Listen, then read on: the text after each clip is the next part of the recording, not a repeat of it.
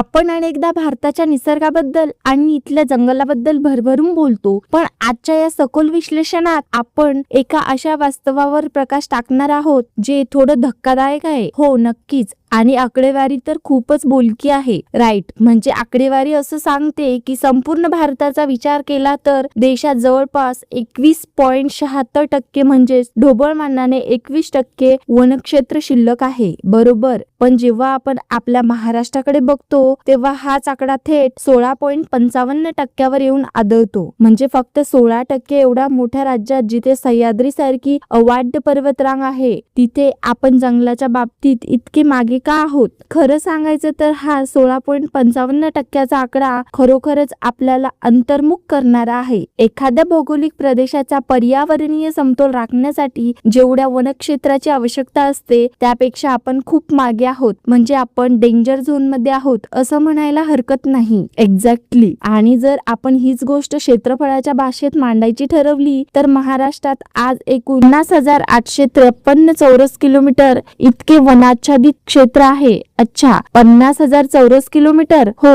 आणि यातली आणखी एक धक्कादायक बाजू म्हणजे यापैकी 3,645 चौरस किलोमीटर म्हणजे सुमारे 1.18% भाग हा फक्त खुरट्या आणि झुडपी जंगलाचा आहे. बापरे, म्हणजे काही जंगले उरले आहे त्याचे संवर्धन आणि अभ्यास करणे किती गरजेचे आहे हे यावरून स्पष्ट होते. नक्कीच, हे आकडे आपल्याला वास्तवाची अत्यंत स्पष्ट जाणीव करून देतात. राईट, आणि म्हणूनच आज आपण हे पाहणार आहोत की महाराष्ट्राच्या या विशाल भूगोलात पावसाच्या प्रमाणानुसार वनाचे नेमके 7 प्रमुख प्रकार कसे पडतात. अगदी बरोबर, पावसाचा प्रत्येक थेंब, जमिनीवर उगवणाऱ्या झाडांची उंची, लाकडाचा कठीणपणा आणि एकूणच परिसंस्था कशी ठरवतो हे आपण समजून घेणार आहोत. एक्झॅक्टली, हेच उलगडे हा आपला आजच्या सखोल चर्चेचा मुख्य उद्देश आहे. म्हणजे आज आपण 16% जंगलाचा असा एक नकाशा उलगडणार आहोत जो कागदावर नाही तर चक्क पावसाच्या थेंबावर रेखाटलाय. क्या बात है, खूप छान उपमा दिलीत तुम्ही. थँक्यू. चला तर मग या प्रवासाला सुरुवात करूया.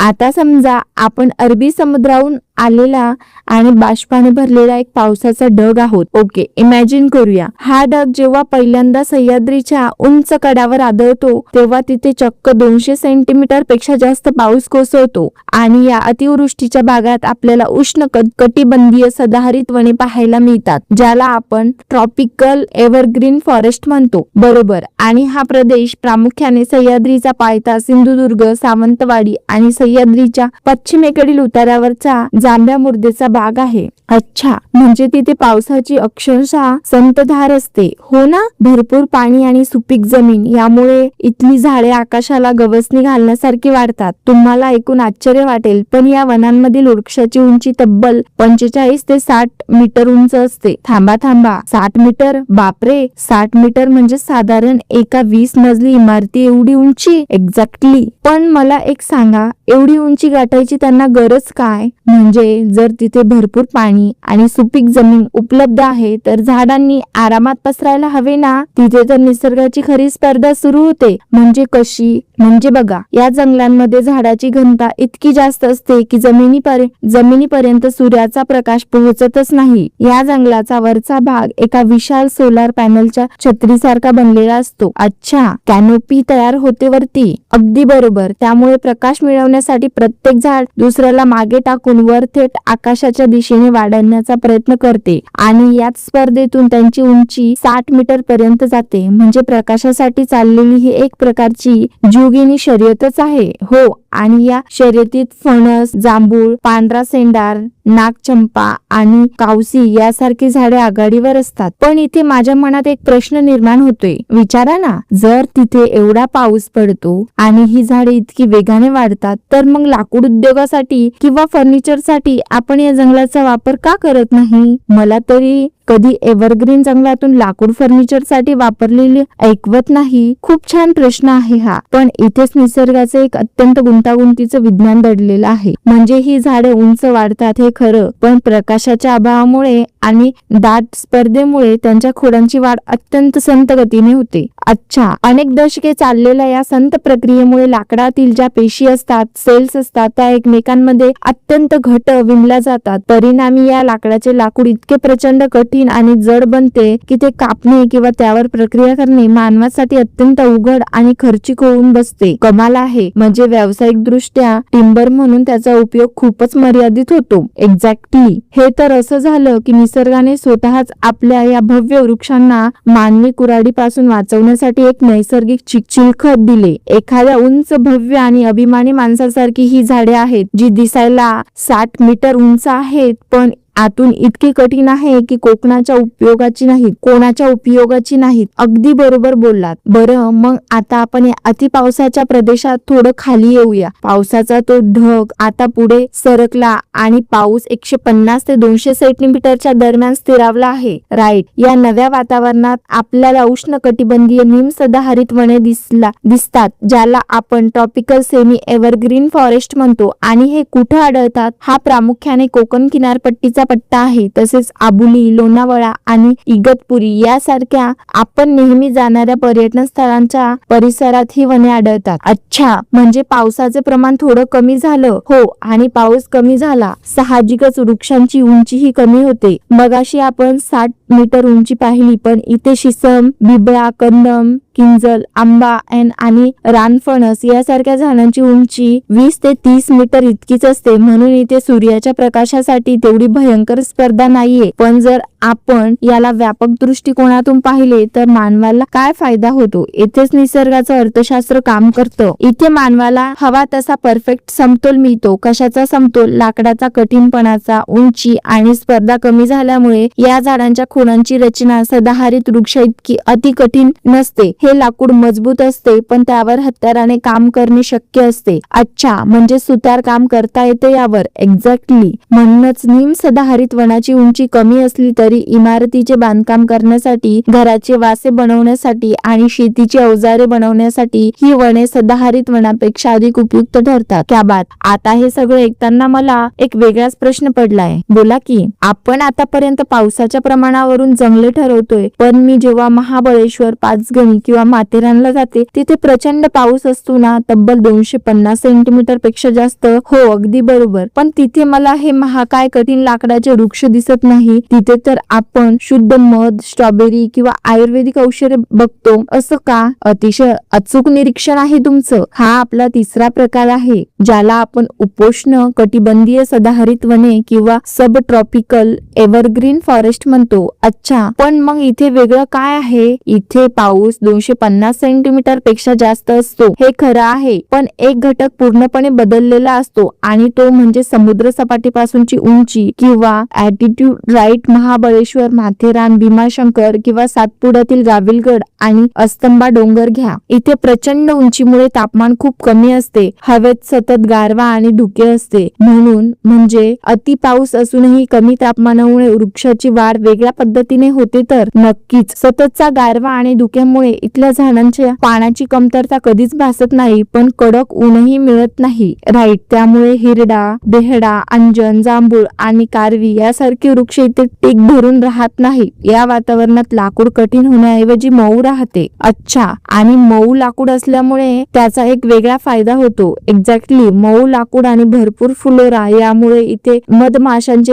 प्रमाण प्रचंड असते. म्हणूनच मध गोळा करणे, वन औषधी तयार करणे हे इथले प्रमुख व्यवसाय बनले आहेत. वा. आता इथे एक अतिशय रंजक गोष्ट समोर येते. महाबळेश्वर किंवा माथेरानला मिळणारा मध आणि वन औषधी या जंगलाची देणगी आहे. तर म्हणजेच निसर्गाने प्रत्येक भौगोलिक परिस्थितीनुसार, अगदी एका डोंगराच्या उंचीनुसारही तिथल्या सजीव सृष्टीला काहीतरी वेगळं दिलं आहे. हो ना, निसर्गाची ही तर किमया आहे खरं. पण आता आपण या डोंगरावरून खाली उतरूया आणि थेट राज्याच्या पूर्वेकडे जाऊया, जिथे पाऊस आणखी कमी होतो, साधारण 120 ते 160 सेंटीमीटरच्या आसपास. राईट. हा आपला चौथा प्रकार आहे, उष्णकटिबंधीय आर्द्र पानझडी वने म्हणजे ट्रॉपिकल मॉइस्ट डेसिड्यूस फॉरेस्ट, ज्याला आपण सर्वसाधारण भाषेत मान्सून वने म्हणतो. आणि हे कुठे आढळतात? हा प्रामुख्याने चंद्रपूर आणि गडचिरोली जिल्ह्याचा पूर्व भाग आहे, विशेषतः चिरोळ आणि नवेगाव टेकड्यांचा परिसर. अच्छा, आपल्या माहितीच्या स्रोतामध्ये याला एक अतिशय सुंदर आणि ऐतिहासिक नाव दिलं आहे, अल्लापल्ली वने. अरे वा,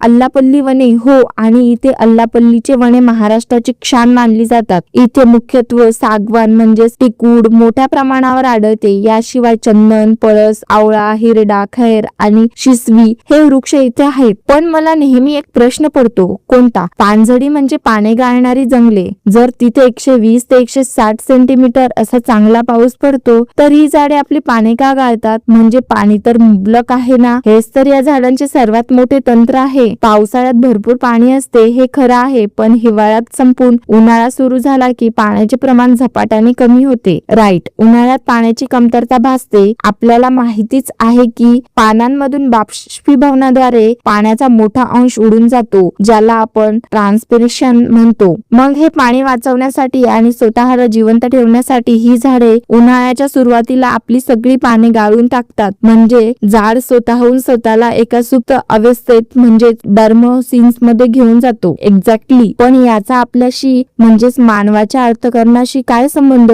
खूप मोठा संबंध आहे. येथे एक अतिशय कुतूहलाची गोष्ट अशी आहे की झाडांची या पाने गाळण्याची किंवा पुन्हा पालवी फुटण्याच्या चक्रामुळे त्यांच्या खोडात ग्रोथ रिंग्स तयार होतात. अच्छा, आणि या विशिष्ट हवामानामुळे सागवानाच्या लाकडात एक नैसर्गिक तेल तयार होते. यामुळे हे लाकूड हवामानाच्या बदलांना दाद देत नाही, त्याला वाळवी लागत नाही आणि ते अत्यंत टिकाऊ बनते. क्या बात आहे. व्यापारी दृष्टिकोनातून अल्लापल्लीची वने राज्यासाठी सर्वात जास्त उपयुक्त आहे. लाकूड, डिंक, लाख आणि मद्य बनवण्यासाठी लागणारे घटक यातूनच मिळतात. राज्याच्या वन विभागासाठी अर्थार्जनाचा हा एक अत्यंत मोठा स्रोत आहे. म्हणजे जिथे पाऊस मध्यम आहे आणि झाडे पाने गाळतात तिथे संपत्ती सर्वात जास्त आहे. खरोखरच अद्भुत आहे ना. पण आता आपण एका अशा भागात प्रवेश करत आहे जो वाचून मी वैयक्तिकरित्या खूप चक्रावून गेले. आपण आता उष्णकटिबंधीय शुष्क पानझडी वने म्हणजेच ट्रॉपिकल ड्राय डेसिड्युआ फॉरेस्ट 5व्या प्रकारचे आलो आहोत. बरोबर, इथे पाऊस फक्त 50 ते 100 सेंटीमीटर असतो आणि आश्चर्याची गोष्ट म्हणजे महाराष्ट्रातील एकूण वनक्षेत्रापैकी सर्वाधिक क्षेत्र याच वनांनी व्यापले आहे. अगदी बरोबर, तब्बल 60% क्षेत्र. थांबा, काय सांगताय? 60%? हो,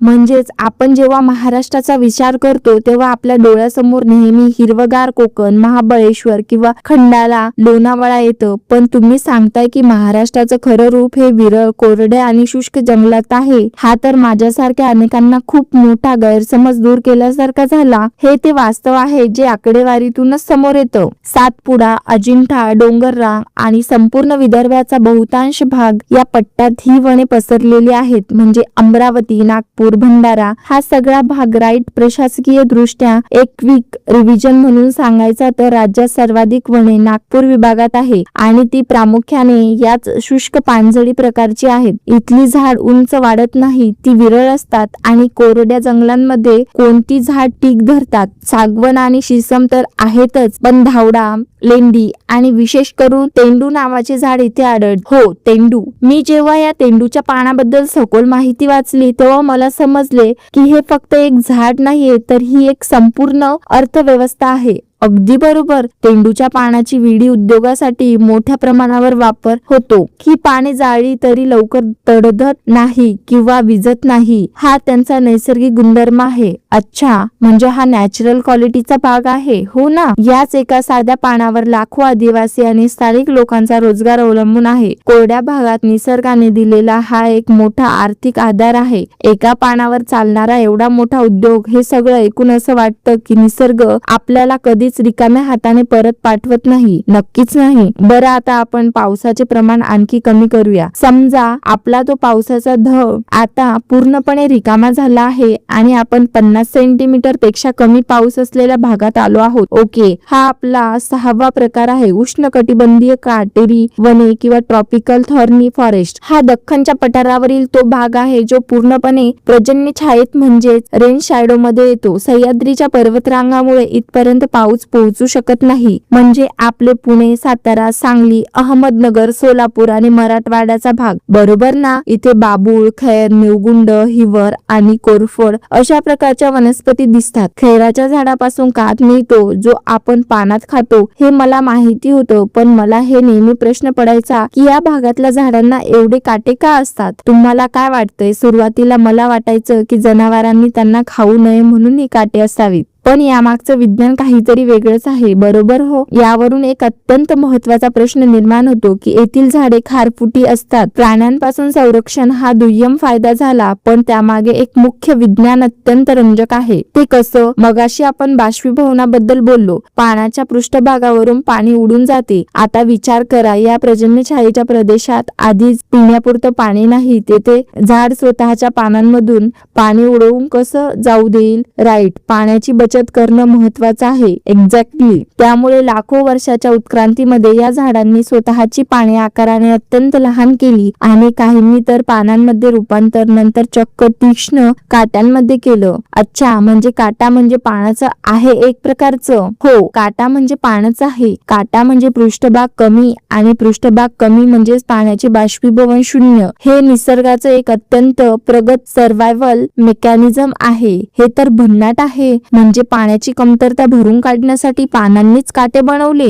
पण मग ही झाडे जमिनीतले पाणी कसे शोधतात? कारण पाऊस तर नाहीये. हे त्यांचं दुसरं सर्व्हायव्हल मेकॅनिझम आहे. इथल्या जमिनीवर पाणी नसते, त्यामुळे बाभूळ आणि खैरासारख्या झाडांची मुळे जमिनीत अगदी खोल, कधी कधी 10-10 मीटर खाली जाऊन भूजल पातळीचा म्हणजेच अंडरग्राउंड ॲक्विफर्सचा शोध घेतात. बापरे, वरून पाणी वाचवायचे आणि खालून पाण्याचा कण कण शोधून घ्यायचा, अशी ही दुहेरी यंत्रणा आहे. म्हणजे एक साधी बाबूळ ही खरं तर निसर्गाची एक अत्यंत प्रगत वॉटर पंपिंग आणि अँटी इन्व्हॉपरेशन सिस्टम आहे. निसर्गाची ही रचना थक्क करणारी आहे, हो ना? निसर्गाची प्रत्येक गोष्ट अचंबित करणारीच आहे. खरंच आता कोरड्या, रखरखीत आणि काटेरी भागातून आपण आपल्या मोर्चा वळवूया थेट खाऱ्या पाण्याकडे आणि दलदलीच्या प्रदेशाकडे. हा आपला 7वा आणि शेवटचा प्रकार आहे खांजण किंवा दलदलीची वने, ज्याला आपण इंग्रजीत मॅनग्रुव्हज किंवा मराठीत कांदळवने म्हणतो. राईट, ही वने प्रामुख्याने कोकण किनारपट्टीवर भरती आणि ओहोटीच्या पाण्याच्या पातळीच्या दरम्यान खाड्यांच्या मुखाशी आढळतात. म्हणजे आपला रायगड, ठाणे, पालघर, मुंबई उपनगर आणि सिंधुदुर्गचा भाग, बरोबर? इथे ॲव्हिसेनिया, तिवर, रायझोफोरा,